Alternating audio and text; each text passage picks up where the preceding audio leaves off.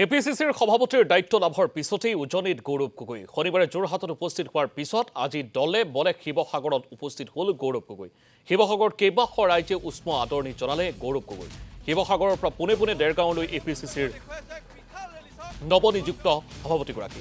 দেৰগাঁৱতো দলীয় সমৰ্থকৰ উষ্ম আদৰণি গৌৰৱ গগৈক আৰু দেৰগাঁৱৰ পিছত বোকাখাতত উপস্থিত হয় গৌৰৱ গগৈ। যোৰহাটৰ পৰা গুৱাহাটী অভিমুখী যাত্ৰাপথত বোকাখাতৰ কংগ্ৰেছ কৰ্মীসকলক সাক্ষাৎ কৰে এপিচিচিৰ নৱনিযুক্ত সভাপতিগৰাকীয়ে।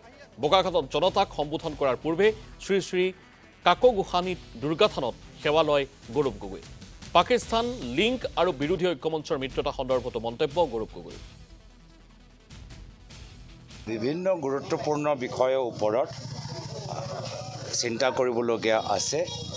ইয়াৰ পূৰ্বতো আমি আমাৰ উচ্চস্তৰীয় বৈঠক পলিটিকেল এফেয়াৰ্ছ কমিটি মিটিং মাতি বিভিন্ন বিষয়বোৰ আমি আলাপ আলোচনা কৰোঁ।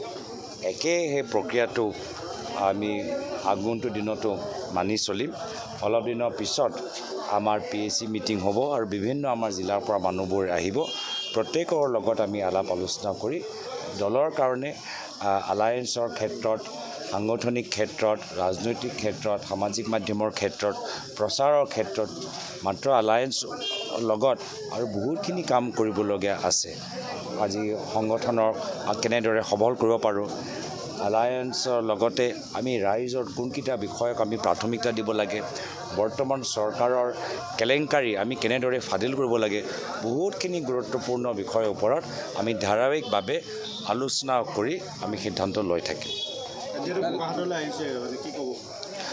এই অঞ্চলটো মোৰ চিনাকি, ইয়াৰ পৰাই মই দুবাৰকৈ সাংসদ হ'লোঁ। যদি হিমন্ত বিশ্ব শৰ্মা ডাঙৰীয়া কলিয়াবৰত দুভাগ নকৰিলেহেঁতেন, মোক আপোনালোকে 3বাৰ হিচাপে পালেহেঁতেন। এতিয়া আপোনাৰ ওচৰলৈ আহিছোঁ, যিহেতু য'ৰ পৰা মই নিজৰ ৰাজনৈতিক যাত্ৰা আৰম্ভ কৰিছোঁ, মই তেওঁলোকক কেনেদৰে পাহৰি যাব পাৰোঁ। তো সেইকাৰণে পুৰণা আমাৰ মানুহখিনিক লগ পাবলৈ আহিছোঁ আৰু তেওঁলোকৰ আশীৰ্বাদ লৈ পৰৱৰ্তী দিনত আমি গুৱাহাটী ৰাজীৱ ভৱনৰ ভিতৰত আমি ভৰি দিম।